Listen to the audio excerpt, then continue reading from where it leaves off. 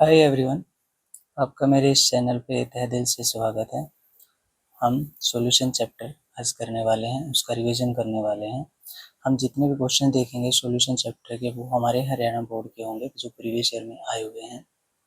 Okay, तो हमारा first question है मल्टीपल चॉइस क्वेश्चन। इसमें फर्स्ट क्वेश्चन है mole fraction of A solute in 2.5 molar aqueous solution is.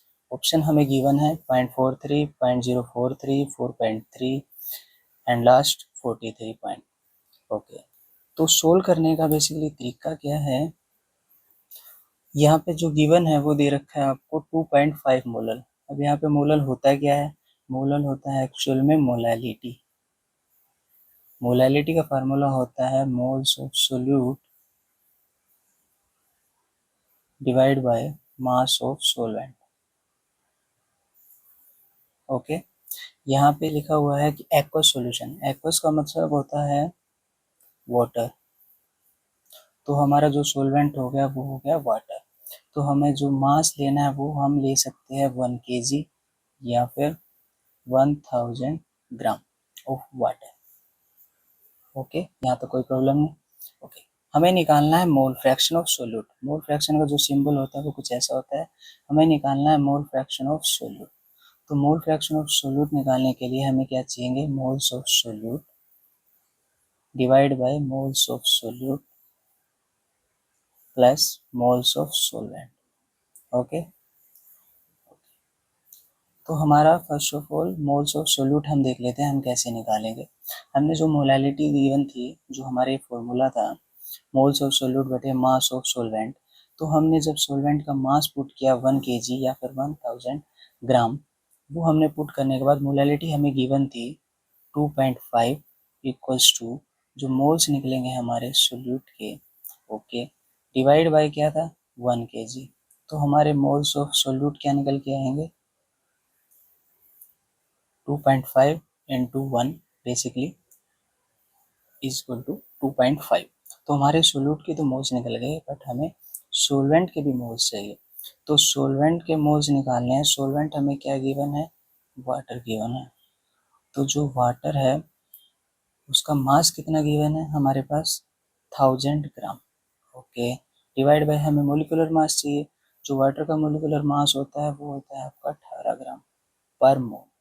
Okay, ग्राम से ग्राम आपका कैंसिल हो जाएगा, तो आपका जो आंसर होगा वो एक्चुअल मोल्स में आ जाएगा। तो जब 1000 डिवाइड बाय 18 को हम सोल्व करेंगे तो हमारा आंसर आएगा 15.55 मोल। ओके, तो हमारे पास सोल्यूट के मोल्स आ गए, सोलवेंट के मोल्स आ गए, तो हम निकाल सकते हैं मोल फ्रैक्शन ऑफ सोल्यूट। तो मोल फ्रैक्शन ऑफ सोल्यूट हम निकालेंगे, हमारी वैल्यू है सोल्यूट की 2.5 divide by moles of solute 2.5 plus 55.55 moles of solvent. इसको हम सोल्व करेंगे तो हमारा आंसर आएगा 0.043, जो कि हमारा है option B correct answer. So our next question is which of the following is independent of temperature. हमें सबसे पहले जो ऑप्शन गिवन है, पहला ऑप्शन गिवन है हमें molarity, second formality, third normality, D molality. तो हमें सबसे पहले इनके फॉर्मूले पता होने चाहिए, तो हम इनके एक बार फॉर्मूले लिख लेते हैं। Molarity, formality, normality and last molality.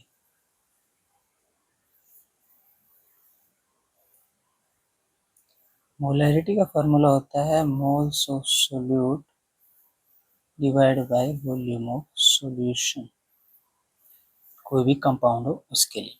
But जो फॉर्मेलिटी होती है वो बराबर मोलैरिटी की होती है, बस वो हम आयनिक कंपाउंड के लिए देखते हैं कि कोई भी आयनिक कंपाउंड हो उसके लिए हम फॉर्मेलिटी निकालते हैं। तो एज इट इज ये फॉर्मूला उसके लिए फिट हो जाएगा, moles of solute divide by volume of solution. Okay, normality क्या होती है, number of gram equivalent of solute divide by volume of solution. Right. Last बचता है हमारा मोलैलिटी। मोलैलिटी का फार्मूला भी हमने देखा था प्रीवियस क्वेश्चन में, moles of solute divide by mass of solvent. हमसे पूछा गया है कि इस सेकंड क्वेश्चन में कौन है जो टेम्परेचर के इंडिपेंडेंट है। ओके, आप जैसे कि देख रहे होगे मोलैलिटी, फॉर्मेलिटी, नॉर्मेलिटी, इन तीनों में एक फैक्टर आ रहा है, एक टर्म आ रही है वॉल्यूम। जैसे ही हम टेम्परेचर इंक्रीज करते हैं तो हमारा वॉल्यूम ऑफ सॉल्यूशन है वो चेंज होने लगता है, या तो वो बढ़ जाएगा, अगर घटाएंगे तो वो घट जाएगा। ओके, बट आप देखेंगे जो मोलैलिटी है उस फॉर्मूले में हमारा कहीं भी वॉल्यूम टर्म है ही नहीं, हमारा मास दे रखा है, बट जो मास होता है वो चेंज होता ही नहीं टेम्परेचर से। तो इसका मतलब हमारे जो मोलैलिटी है वो टेम्परेचर के इंडिपेंडेंट है। तो हमारा जो करेक्ट आंसर क्या होगा, डी हो जाएगा, molality. So our next question is third, which of the following is not a colligative property.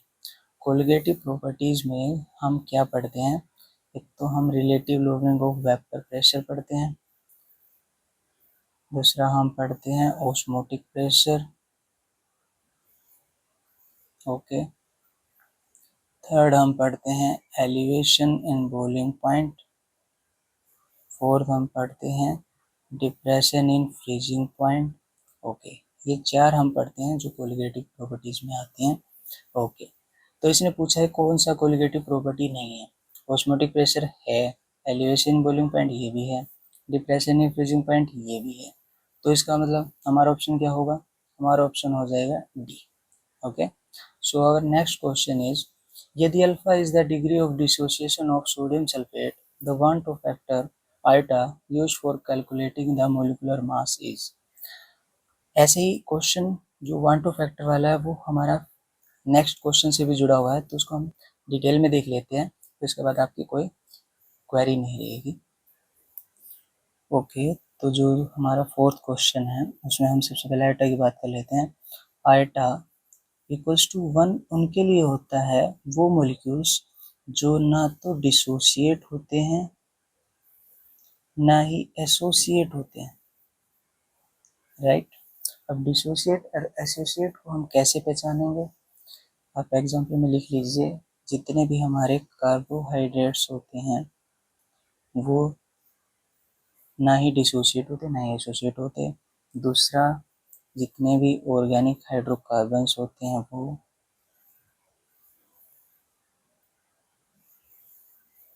Okay. तीसरा, जितने भी कोवलेंट मॉलिक्यूल होते हैं वो एक्सेप्ट एसिड और बेस, राइट। एग्जाम्पल में आप देख सकते हैं CCl4, Br2, iodine, CH3Cl, CH3Br, that's it. Okay, fourth आपके लिए हो जाएगा यूरिया।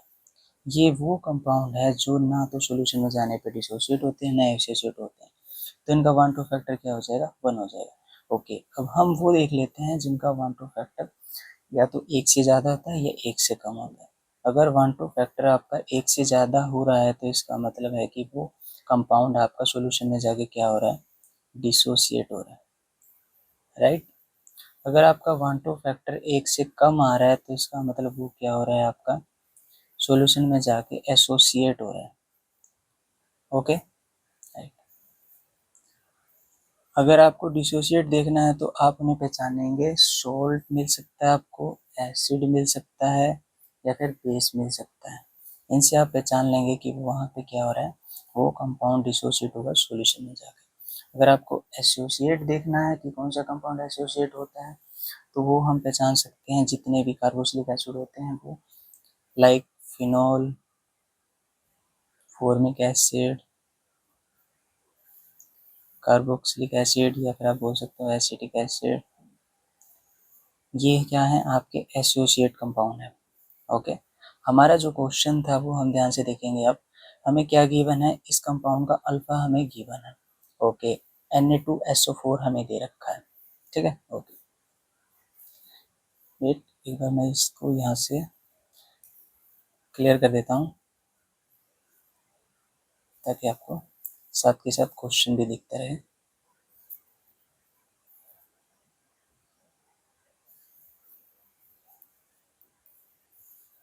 ओके, तो हम देख लेते हैं। सबसे पहले एक जनरल तरीका देख लेते हैं। ये एक जनरल रिएक्शन है कि A goes to N moles ये B। अगर आपके पास स्टार्टिंग में 1 मोल है और टाइम 0 है तो उस टाइम पे रिएक्शन स्टार्ट नहीं है, तो हमारे जो B के मोल होंगे वो 0 होंगे। ओके, अगर 1 में से हम अल्फा डिसोशिएट हो जाते हैं उसके मोल्स, तो हमारे बी के कितने मोल बनेंगे, जितने गिवन है n है तो n अल्फा हमारे बन जाएंगे उस सॉल्यूशन। ओके, तो हमारे पास जो नंबर ऑफ मोल्स आएंगे सोल्यूट के वो कितने आएंगे, इन दोनों को जोड़ दो। इन दोनों को जोड़ेंगे तो क्या आएगा, 1 माइनस अल्फा प्लस में n अल्फा। इसको अगर मैं रीअरेंज करूँ तो क्या बनेगा, 1 plus n minus 1 alpha. Okay, one two factor का फॉर्मूला क्या होता है, वन टू फैक्टर का फॉर्मूला होता है कि total number of moles of solute, total number of moles of solute particle after dissociate या फिर associate. Okay, divide by total number of solute particle in initial state which is this. ये हमारे reactant की बात चल रही है। Okay, तो आयटा जो हम देखेंगे तो टोटल नंबर ऑफ मोल्स कितने निकले हमारे सोल्यूट के, वो हमने यहाँ से निकाला सॉल्यूशन से। वो क्या है, 1 plus n minus 1 alpha divide by total number of solute particles जो हमारे इनिशियल स्टेट में, वो हम कितने लेके चलेंगे, रिएक्टेंट में यहाँ पे 1 लेके चलेंगे। ठीक है, ओके, तो हमारा ओवरऑल वैल्यू क्या आई, 1 प्लस में n माइनस 1 अल्फा। ये हमारा जो केस था ये हमारा डिसोसिएशन के लिए था, हमसे पूछा भी डिसोसिएशन के लिए गया था। ठीक है, डिसोसिएशन में कंपाउंड दे रखा है हमें Na2SO4। ओके, अब देख लेते हैं कि हमें क्या गिवन है, अल्फा गिवन है। ठीक है, ओके, Na2SO4 है, उसके लिए हमें निकालना है। तो आयटा इक्वल्स टू एन की जो वैल्यू होती है वो हमारी निकलती है, कितने नंबर ऑफ आयंस निकलेंगे, यानी जब हम Na2SO4 कंपाउंड को सॉल्यूशन में डालेंगे तो वो हमें कितने मोल्स ऑफ आयंस देगा, वो भी इन 1 मोल ऑफ रिएक्टेंट में। हम Na2SO4 जो है वो हम 1 मोल लेके चलेंगे, जब हम देखेंगे वो सॉल्यूशन में डालेंगे तो वो डिसोशिएट होगा, तो वो क्या बनाएगा, 2Na प्लस प्लस में SO4 2 माइनस। तो हमें टोटल कितने मोल्स ऑफ आयन मिलेंगे, एक मोल से हमें 2 और यहाँ पे 1, टोटल हमें कितने मिलेंगे, 3 मोल्स ऑफ आयंस मिलेंगे उस सॉल्यूशन के अंदर। ठीक है, तो हमारी बेसिकली यहाँ पे जो n की वैल्यू क्या हो जाएगी, वो n की वैल्यू हो जाएगी हमारी 3। ओके, अब जो हम जैसे इसमें वैल्यू पुट करेंगे तो हमारा आंसर क्या आएगा, 1 प्लस में 3 माइनस में 1 अल्फा। तो इक्वल्स टू हमारा क्या हो जाएगा, 3 माइनस 1 2, तो आंसर हमारा क्या आ गया, 1 प्लस में 2 अल्फा।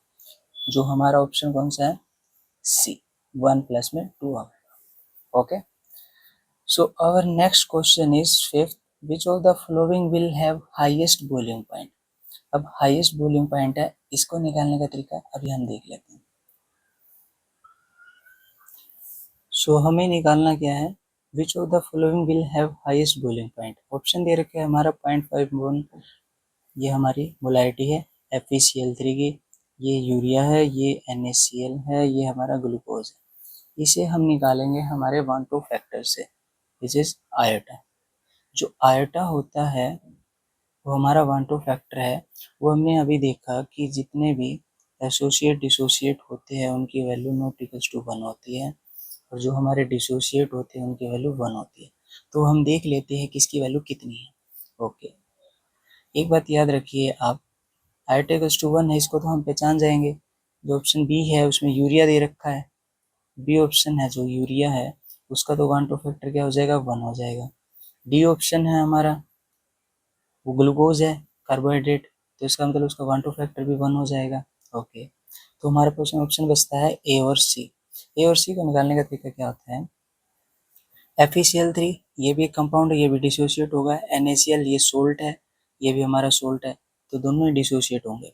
ओके, अब आप बात याद रखिए, जब डिसोसिएशन की बारी आती है तो डिसोसिएशन में हम डिसोसिएशन कितना मान के चलते हैं, 100% डिसोसिएशन मान के चलते हैं। अगर मैं 100% डिसोसिएशन मान के चलूँगा तो अल्फ़ा की वैल्यू क्या हो जाएगी, 100%। ओके, आयोटा का फार्मूला क्या होता है, 1 + n-1 अल्फ़ा। अगर डिवाइड बाय 1, ऑब्वियस सी बात है 1 लिख के चलेंगे हम। ओके, तो अल्फ़ा की वैल्यू जो मैं 100% डालूंगा तो वैल्यू क्या आएगी, 1 प्लस में n-1 100%। अब 100% सोल्व करूँगा तो ये वैल्यू तो खत्म हो जाएगी। ओके, तो हमारा क्या बचेगा, 1 + n-1, ये हट गया। तो बेसिकली आयोटा इक्वल्स टू किसके आ रहा है, n के। तो जितना आप, ये एक शॉर्टकट मेथड हो गया कि एग्जांपल में जैसे कि FeCl3 दे रखा है, तो जब FeCl3 टूटेगा तो Fe+2 और 3Cl- में टूटेगा, तो जितने ज़्यादा आयंस होंगे वही n की वैल्यू होगी, जितनी ज़्यादा n की वैल्यू उतनी ज़्यादा हमारे पास आयोटा 1 2 फैक्टर की वैल्यू होगी। ठीक है, ओके। तो इस FeCl3 में हमें कितने मोल्स ऑफ आयंस मिलेंगे, n की वैल्यू कितनी होगी, 3 और 1 4, तो आयोटा की वैल्यू यहाँ पे कितनी आ जाएगी, 4 आ जाएगी। जो हमारे पास NaCl है, जब हम उसको सॉल्यूशन में डालेंगे तो हमें क्या मिलेगा, Na+Cl-। ओके, तो यहाँ पे इसकी वैल्यू कितनी मिल रही है, 2, n की value 2 which is equal to iota, तो आयोटा की वैल्यू यहाँ पे कितनी हो जाएगी, 2। अब जब भी आपको देखना है कि बॉइलिंग पॉइंट किसका ज़्यादा है या किसका कम है, आपसे इसके बजाय पूछ ले फ्रीजिंग पॉइंट किसका ज़्यादा है या किसका कम है, या आपसे पूछ ले वेपर प्रेशर ऑफ सॉल्यूशन का ज़्यादा किसका कम, relative loading of vapour pressure ज़्यादा और कम पूछ ले आपका, तो वो सब हम आयोटा से ही निकालेंगे। तो आयोटा से निकालने का तरीका हमारा क्या रहेगा, आयोटा होता है वो बेसिकली डायरेक्टली प्रोपोर्शनल होता है बॉइलिंग पॉइंट के, means elevation in boiling point. Okay, iota होता है वो इन्वर्सली प्रोपोर्शनल होता है डिप्रेशन इन फ्रीजिंग पॉइंट।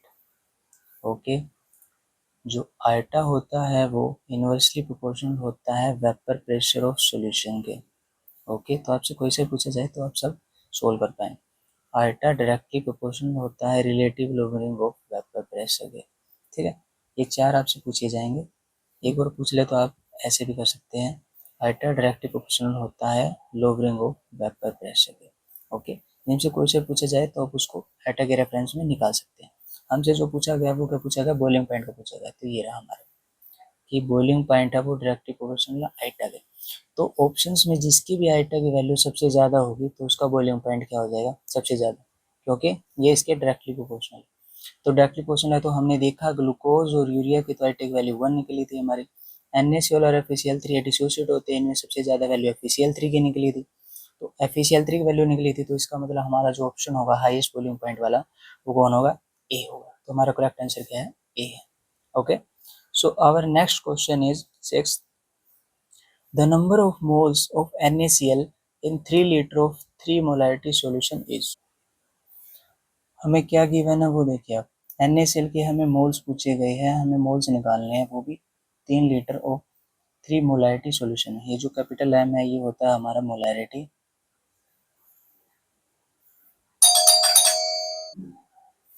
जो मोलारिटी है वो हमने देखी, उसका फॉर्मूला क्या था, moles of solute volume of solution, right. Molarity हमें कितनी गिवन है, 3। हमें क्या पूछे गए हैं, मोल्स पूछे गए हैं NaCl के, तो यहाँ जाएंगे। वॉल्यूम ऑफ सॉल्यूशन हमारा कितने पूछा है, 3 लीटर में पूछा है, 3 लीटर में पूछा है ना, ये दे रखा। ओके, नीचे वॉल्यूम सॉल्यूशन लीटर में, ये 3, तो हमारे मोल्स कितने निकलेंगे NaCl के, 3 × 3 दिस इज 9, तो हमारा ऑप्शन क्या हो जाएगा, 9 हो जाएगा। Okay, so our next question is 7, a solution of urea, इसका मोलिकुलर मास हमें गिवन है 56 ग्राम पर मोल, बॉइल्स होता है 100.78 degree Celsius at the atmospheric pressure, यदि Kf and Kb for water are 1.86 and 0.512 kelvin kilogram per mole respectively, then the above solution will freeze at। तो हम देखते हैं कि हमारे पास क्या क्या गिवन है, वो हम एक बार लिख लेते हैं। हमारे पास यूरिया का मोलिकुलर मास हमारे पास गिवन है 56, okay. Boils at 100.78 degree Celsius, which is basically हमारे पास गिवन है डेल्टा टी बी, सॉरी, हमारे पास 100.78 डिग्री सेल्सियस जो हमारे पास गिवन है वो हमारे पास है। सॉल्यूशन का बॉइलिंग पॉइंट हमारे पास गिवन है, ओके। तो हमें निकालना है डेल्टा टी बी, जिसकी हमें नीड पड़ेगी। तो हम कैसे निकालते हैं, बॉइलिंग पॉइंट हमारा सॉल्यूशन का माइनस बॉइलिंग पॉइंट हमारा प्योर सोलवेंट का, राइट। तो डेल्टा भी हम कैसे निकालेंगे, सॉल्यूशन का हमारे पास गिवन है जो हम यहाँ रख देंगे, माइनस सोलवेंट का बॉइलिंग पॉइंट कितना होता है, जो हम लेते हैं बेसिकली वाटर। तो वाटर का बॉइलिंग पॉइंट होता है 100 प्योर सोलवेंट का। तो इससे जो वैल्यू निकलेगी वो निकलेगी हमारी 0.78, राइट। जब 0.78 हमारी वैल्यू निकलेगी, इसके बाद हमें क्या करना है, हमारे पास क्या गिवन है, के एफ की वैल्यू गिवन है और के बी की वैल्यू गिवन है। तो जब दो अलग अलग formulas elevation in boiling point के और elevation depression in freezing point के हमारे पास जब कांस्टेंट की वैल्यू हमारे पास गिवन है, तो इसका मतलब हमें दोनों फार्मूले के रेशियो लेने पड़ेंगे, ठीक है। जो हमारे फार्मूले होते हैं वो क्या होते हैं, अगर हम टीबी का फार्मूला देखें तो जो डेल्टा टीबी होता है वो इक्वल्स टू होता है के बी एम, स्मॉल एम होती है मोलैलिटी, के हमारा कांस्टेंट है, ओके। डेल्टा टी बी हमारा चेंज हो गया सॉल्यूशन माइनस सोलवेंट का, ओके। अगर हम डिवाइड लेते हैं हमारे पास क्या है, के एफ की वैल्यू है, ठीक है। तो के एफ की वैल्यू है तो उसके रिस्पेक्ट में हम ले लेते हैं इसका फॉर्मूला डेल्टा टी एफ के एफ स्मॉल एम वही मोलैलिटी हो जाएगी, के एफ यहाँ पे डिप्रेशन फ्रीजिंग पॉइंट कांस्टेंट हो जाएगा, ये डेल्टा टी एफ चेंज हो जाएगा वही। बस इसमें उल्टा होता है, जो डेल्टा टी एफ होता है यहाँ पे वो हमारा होता है pure solvent minus T F होता है वो होता है सॉल्यूशन। बस ये चेंज आता है यहाँ पे और कुछ नहीं, ठीक है, ओके। अब बात आती है हमारे पास सॉल्यूशन एक ही दे रखा है यूरिया, तो हमारी मोलैलिटी से मोलैलिटी तो हो जाएगी कैंसिल, ठीक है, ओके। तो हमारे पास बचेंगी चार टर्म, डेल्टा टी बी, के बी, डेल्टा टी एफ, के एफ, राइट। हल्का सा, ओके। तो हमें देखना है डेल्टा टी बी की वैल्यू हमने जो निकाली थी वो कहाँ है, वो हम यहाँ पुट कर देते हैं 0.78, right, divide by delta T F हमें गिवन नहीं है, हमसे पूछा गया है कि जो वो सॉल्यूशन है वो विल फ्रीज एट। तो इसका मतलब हमसे डेल्टा टी एफ की वैल्यू पूछ रहा है हमसे, सॉरी, टी एफ की वैल्यू हमसे पूछी जा रही है, ठीक है। और टी एफ की वैल्यू हमसे किसकी पूछी जा रही है, सॉल्यूशन की पूछी जा रही है। तो सॉल्यूशन की निकालनी है हमें, ये रही। तो ये निकालने के लिए हमें सबसे पहले डेल्टा टी एफ निकालना पड़ेगा, जो ये है। उसको निकालने के बाद हम यहाँ से इसको माइनस से प्लस करके सोलवेंट के हम पुट करके हम सॉल्यूशन की हम निकाल लेंगे, ओके। तो हम देख लेते हैं डेल्टा टी एफ हमारा ये हो गया जो हमें गिवन नहीं है, okay, equals to K B की वैल्यू हमारे पास 0.512 डिवाइड बाय के एफ की वैल्यू है 1.86। यहाँ तक किसी को कोई प्रॉब्लम नहीं होगी, ओके। अब हम इसको रीअरेंज कर लेंगे, डेल्टा टी एफ हमारा ऊपर चला जाएगा, ओके, इक्वल्स टू हमारी ये वैल्यू सारी उस तरफ चली जाएंगी, okay. 0.78 equals to 1.86 divide by 0.512। हम इसको अगर सोल्व करेंगे तो हमारी जो वैल्यू आएगी 0.654 आएगी। ये है डेल्टा टी एफ की वैल्यू। हमने फॉर्मूला देख लिया, जो डेल्टा टी एफ होता है वो इक्वल्स टू होता है जो टी एफ है सोलवेंट का माइनस टी एफ सोल्यूशन। अब सोलवेंट का हमारे पास जो फ्रीजिंग पॉइंट होता है वो वाटर के रिस्पेक्ट में क्या होता है, जीरो, माइनस आ गया। अब फ्रीजिंग पॉइंट कितना है सोल्यूशन का, जो हमने निकालना है, ठीक है, ओके, वो हमने यहाँ रख दिया। ओके, तो हमारे पास सोलवेंट हो गया, उसके रिस्पेक्ट में 0, यहाँ पे हमारे पास डेल्टा टी एफ ये फार्मूला था, equals to minus T F solution, ये हमें निकालना है। ओके, तो इसको जब हम रीअरेंज करेंगे उस तरफ, ये इस तरफ, तो हमारा जो टी एफ होगा सोल्यूशन का वो हमारा क्या निकल के आएगा, 0 माइनस 0.654 इक्वल्स टू माइनस 0.654, जो हमारा ऑप्शन है बी करेक्ट आंसर है। ओके, सो हमारा our next question is what is the molality of pure water. Pure water की हमें मोलैलिटी निकालनी, वो कैसे निकालेंगे हम, मास ऑफ वाटर कितना लेते हैं हम, 1 लीटर या फिर 1000 ग्राम, मोलैलिटी का केस है, या फिर 1 kg। Okay, number of moles of water कैसे निकलेंगे, 1000 ग्राम डिवाइड बाय 18 ग्राम पर मोल, जो हम पहले भी देख चुके हैं। तो इसको सोल्व करेंगे तो 50.55 हमारे पास क्या आ गए, वाटर के मोल्स आ गए। मोलैलिटी निकालनी है हमें वाटर की, तो हमारे पास मोल्स तो आ गए 55.55, डिवाइड बाय हमें क्या चाहिए, मास ऑफ सोलवेंट चाहिए, मास ऑफ सोलवेंट वो भी केजी में। ओके, वो हमारा पुट होगा 50.55 डिवाइड बाय 1 kg, तो हम सर हमारा क्या आ जाएगा 55.55 मोल पर केजी, जो हमारा ऑप्शन दे रखा है 55.5 बी। तो यहाँ तक। So our next question is isotonic solution have same, A osmotic pressure, B surface tension, C concentration, D viscosity. जो हमारा आइसोटोनिक सॉल्यूशन होता है वो होता है जिसमें सेम ऑस्मोटिक प्रेशर हो, सेम ऑस्मोटिक प्रेशर हो।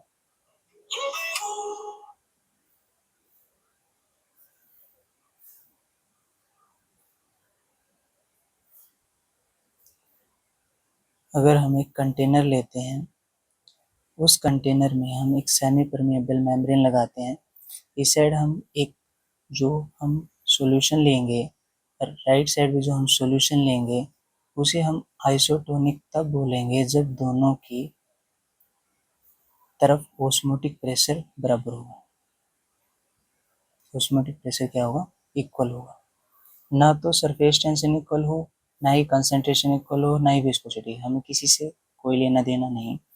हमारा आइसोटोनिक सॉल्यूशन तब होगा जब दोनों साइड, दोनों की मोलर कंसंट्रेशन इक्वल हो, मोलर कंसंट्रेशन,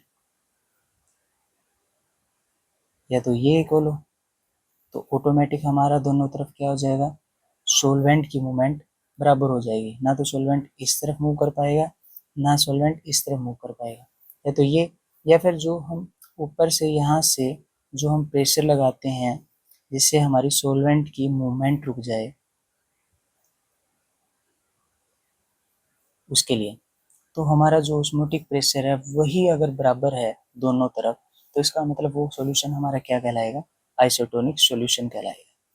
ओके, तो हमारा आइसोटोनिक सॉल्यूशन सेम क्या होना चाहिए, ऑस्मोटिक प्रेशर होना चाहिए, सरफेस टेंशन नहीं हो सकता, कंसंट्रेशन नहीं हो सकती। कंसंट्रेशन की बजाय अगर ये लिखते कि मोलर कंसंट्रेशन हो, या फिर लिखते सोल्यूट कंसंट्रेशन सेम, तब हम मान लेते, अदरवाइज नॉर्मल कंसंट्रेशन लिखेंगे तो वो नहीं होगी। ओके, विस्कोसिटी सेम हो, उससे भी कोई लेना देना नहीं, तो हमारा राइट आंसर क्या हो जाएगा, ए हो जाएगा ऑस्मोटिक प्रेशर के लिए। Next question is colligative property of a solution depend upon a molarity, number of moles of solute, number of moles of solvent, d nature of solute। जो हमारी कोलिगेटिव प्रॉपर्टीज होती है वो हम किस किस के लिए यूज करते हैं भाई, relative lowering of vapour pressure, osmotic pressure, elevation in boiling point, depression in freezing point. इन सभी में जो कोलिगेटिव प्रॉपर्टीज होती है वो सॉल्यूशन की, वो डिपेंड करती है number of moles of solute.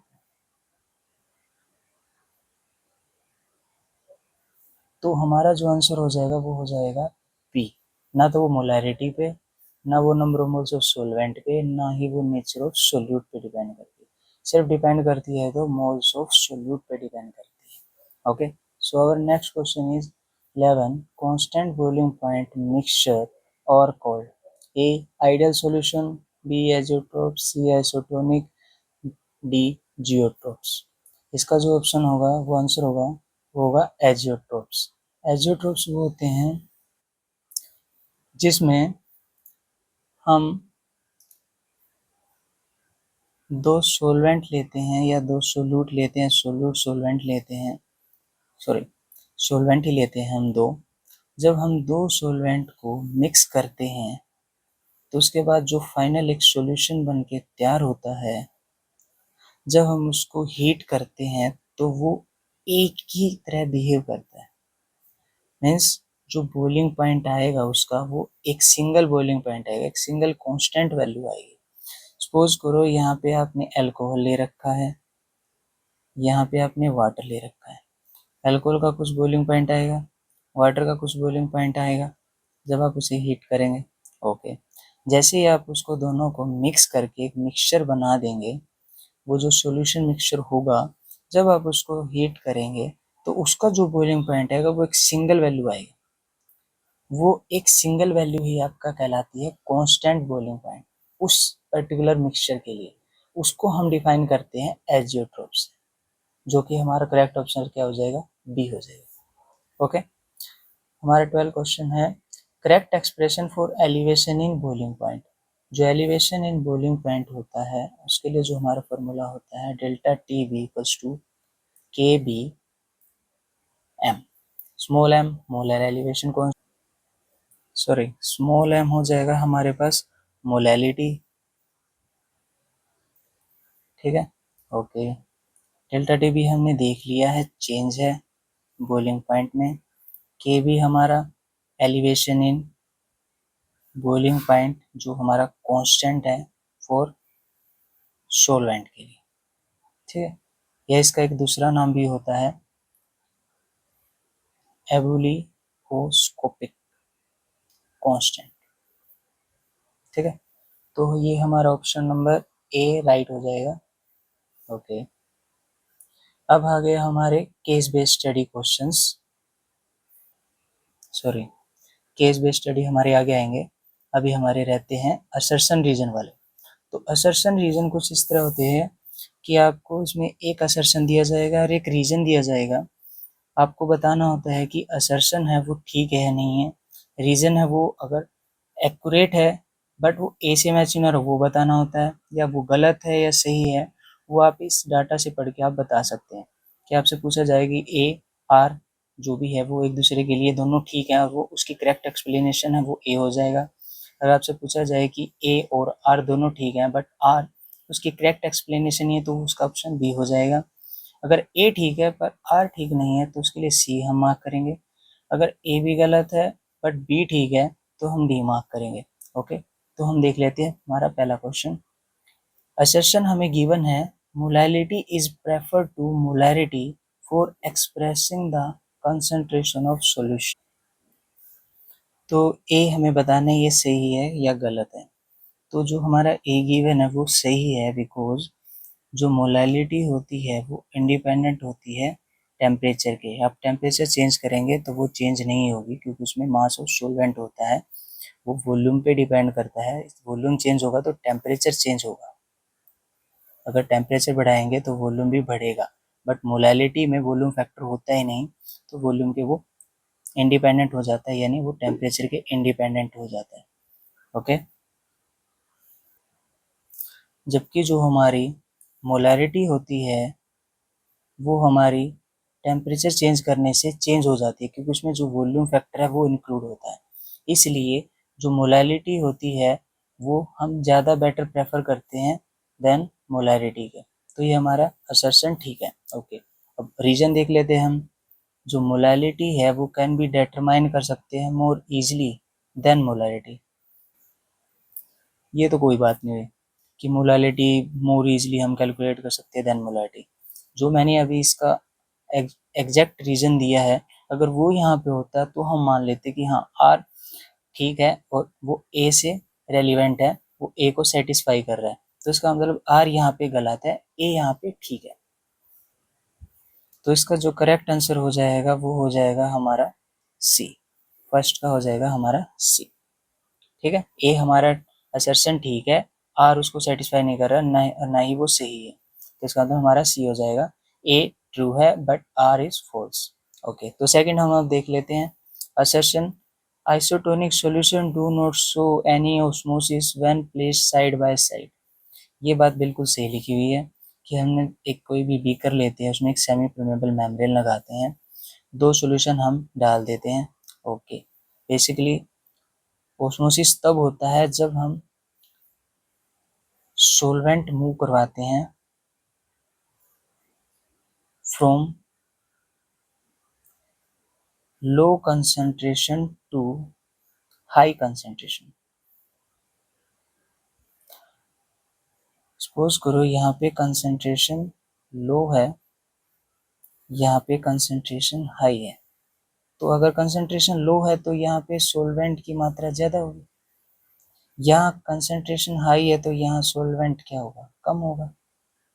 Solvent ज़्यादा है यहाँ, तो ये यहाँ की तरफ मूव करेगा। ओके, तो movement of solvent from the solution is called osmosis.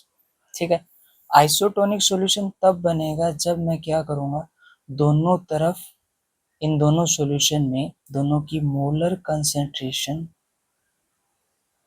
या फिर मैं कह सकता हूँ सोल्यूट की कंसंट्रेशन बराबर हो, सेम हो, तो दोनों तरफ मूवमेंट होगी सोलवेंट की, वो क्या होगी, जीरो हो जाएगी, या बोले आप बराबर हो जाएगी, तो मूवमेंट होगी ही नहीं। तो इस टाइप के सॉल्यूशन को हम क्या कहेंगे, आइसोटोनिक सॉल्यूशन कहेंगे। ये बात इन्होंने ठीक लिख रखी है। ओके, अब आर देख लेते हैं हम। आर क्या बोल रहा है, isotonic solution have same solute concentration. R भी जो मैंने अभी एक्सप्लेन किया है वो बात बिल्कुल सही है कि आइसोटोल्यूशन को सेटिस्फाई करने के लिए या तो ऑस्मोटिक प्रेशर बराबर होना चाहिए दोनों तरफ, या हम बोल सकते हैं कि सोल्यूट की कंसंट्रेशन है वो सेम होनी चाहिए, या फिर आपको लिखा मिल जाए मोलर कंसंट्रेशन सेम है तो भी वो उसको सेटिस्फाई करेगा। तो इसका मतलब ए सही है, आर भी सही है, और आर ए की करेक्ट एक्सप्लेनेशन है, तो हमारा जो हो जाएगा A R is correct explanation of A, तो हमारा ऑप्शन नंबर सेकंड के लिए हो जाएगा ए। ओके, हमारा थर्ड है assertion in an ideal solution delta H mixing is zero। जो आइडियल सॉल्यूशन होते हैं वो क्या होते हैं, जिनमें डेल्टा एच मिक्सिंग जीरो। अब आइडियल सॉल्यूशन को हम एक बार देख लेते हैं। स्टार्टिंग में कोई भी सोल्यूट है उनके बीच में जो इंट्रैक्शन होगी, एक सोलवेंट है उसके मोलिक्यूल होंगे, तो सोलवेंट सोलवेंट के बीच में जो इंट्रैक्शन होगी वो बराबर होगी कब, जब हम उनको मिक्स करेंगे, एक सॉल्यूशन तैयार करेंगे, उस टाइम पे जो सोल्यूट होगा और जो सोलवेंट होगा उनके बीच में इंट्रैक्शन होगी, अगर वो बराबर है तो इसका मतलब एंथैल्पी है जो मिक्सिंग की वो क्या होगी, जीरो होगी। यानी वो कब जीरो होगी, जब बिफोर मिक्सिंग और आफ्टर मिक्सिंग दोनों की इंटरेक्शन क्या हो, बराबर हो, दोनों में कोई चेंज ना हो, दोनों में जो बॉन्डिंग है वो इक्वल हो, जो फोर्स ऑफ अट्रैक्शन है वो बराबर हो, तभी हमारा डेल्टा एच मिक्सिंग क्या होगा, जीरो होगा। और ये सिर्फ किसके केस में होता है, आइडियल के केस में होता है। ठीक है, तो असर्शन तो हमारा यहाँ ठीक हो जाएगा कि आइडियल सॉल्यूशन जो डेल्टा एच मिक्सिंग है वो जीरो है। अब रीजन और देख लेते हैं हम। Intermolecular interaction in the solution are same as the intermolecular interaction in solute and solvent। बिल्कुल सही लिखा हुआ है कि जो सॉल्यूशन है हमारा जिसमें सोल्यूट और सोलवेंट होंगे उनके बीच में इंटरेक्शन, और उस मिक्सिंग से पहले सोल्यूट सोल्यूट के बीच में इंटरेक्शन थी और सोलवेंट सोलवेंट के बीच में इंटरेक्शन थी, वो क्या है, सेम है। तो ये आर भी सही है और ये ए को भी सेटिस्फाई कर रहा है, तो इसका मतलब हमारा ऑप्शन हो जाएगा ए, कि ए भी ठीक है, आर भी ठीक है, और आर ए को करेक्टली एक्सप्लेन कर पा रहा है। तो थर्ड का जो आंसर हो जाएगा वो हो जाएगा A. Okay, now fourth assertion जो हमारे पास गिवन है, molality of the solution does not change with change in the temperature. Reason दे रखा है, इससे पहले हमें असर्शन देख लेते हैं। Molality of solution does not change with change in temperature, ये बात बिल्कुल ठीक लिखी हुई है कि मोलैलिटी में वॉल्यूम वाली टर्म आती ही नहीं, उसमें मास वाली टर्म आती है। तो जैसे ही हम टेम्परेचर चेंज करेंगे तो वहाँ पे तो मास है, मास वाली टर्म है, तो मास तो चेंज होता नहीं टेम्परेचर चेंज करने से, तो इसका मतलब वो टेम्परेचर के इंडिपेंडेंट हो जाएगा। इसका मोलैलिटी ए वाला जो असर्शन है ये हमारा बिल्कुल सही लिखा हुआ है। अब रीजन देख लेते हैं, सॉरी यहाँ पे आएगा मोलैलिटी, एल आएगा। जो मोलैलिटी है वो is expressed as number of moles per 1000 gram of the solvent. ये रीजन तो सही लिखा हुआ है, बट ये मोलैलिटी इज एक्सप्रेस्ड यानी मोलैलिटी का फॉर्मूला होता है जो वो होता है moles of solute mass of solvent. ये तो ठीक है, बट ये ए को प्रॉपरली एक्सप्लेन नहीं कर पा रहा, इन्होंने बताया ही नहीं कि इसका रीजन क्या है। तो आर ठीक है, बट वो ए को करेक्ट एक्सप्लेन नहीं कर पा रहा है, तो इसका जो ऑप्शन हो जाएगा वो हमारे पास हो जाएगा ए ठीक है, आर भी ठीक है, but R is not correct explanation of assertion. तो हमारा ऑप्शन हो जाएगा फोर्थ का B. Okay, now last question, fifth, assertion.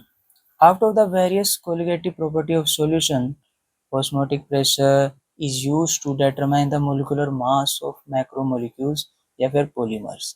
Okay, इसको हमें देखना है कि assertion ठीक है या नहीं है। जो हमारा osmotic pressure होता है वो हमारा काफ़ी ज़्यादा सेंसिटिव होता है। काफ़ी ज़्यादा सेंसिटिव का मतलब है कि osmotic pressure है उसका जो मैग्नीट्यूड है वो इतना लार्ज होता है कि वो डाइल्यूट सॉल्यूशन के लिए भी वैलिड है। मतलब आप सॉल्यूशन लोगे वो भी डाइल्यूट लोगे तो उसमें सोल्यूट की अमाउंट कम होगी, तो उसके लिए भी ये ऑस्मोटिक प्रेशर वैलिड होगा। ऑस्मोटिक प्रेशर हम निकाल सकते हैं, इवन हम रूम टेम्परेचर पे भी मेजर कर सकते हैं। इससे उस सोल्यूट की कंपोजिशन में कोई चेंज नहीं आएगा। एक तो मैंने बताया फॉर डाइल्यूट सॉल्यूशन, दूसरा रूम टेम्परेचर पे भी, तीसरा उसका कंपोजिशन में कोई चेंज नहीं आएगा जो सोल्यूट पार्टिकल्स। तो इसलिए जो हमारा ऑस्मोटिक प्रेशर होता है वो ज़्यादा सेंसिटिव होता है और वो बेटर होता है अदर कोलिगेटिव प्रॉपर्टीज़ के, like relative lowering of vapour pressure, elevation in boiling point, depression in freezing point. इन सभी के मुकाबले हम ऑस्मोटिक प्रेशर को यूज़ करते हैं मैक्रोमोलिक्यूल्स या पॉलीमर का मोलिकुलर मास निकालने के लिए। ओके, ए तो हमारा ठीक हो गया। आर देख लेते हैं हम। जो मैक्रोमोलिक्यूल और पॉलीमर है सॉल्यूशन है वो do not possess a constant freezing point या बॉइलिंग पॉइंट। यहाँ पे आर में प्रॉब्लम है, आर यहाँ पे गलत दे रखा है। अगर इन्हें देना था तो ये ऐसे दे सकते थे कि जो मैक्रोमोलिक्यूल पॉलीमर सॉल्यूशन है वो कांस्टेंट फ्रीजिंग पॉइंट या बॉइलिंग पॉइंट रखते हैं, या फिर कह सकते थे कि वेरी लो वैल्यू रखते हैं, वेरी लो वैल्यू, बट वो भी कांस्टेंट की फॉर्म में। इन्होंने लिख रखा है do not possess a constant freezing, बस यहाँ पे इन्होंने गलती कर, तो इसलिए हार हमारा गलत हो जाएगा, ए हमारा ठीक हो जाएगा। और जो मैच करता है हमारा A is true, R is false, option number C.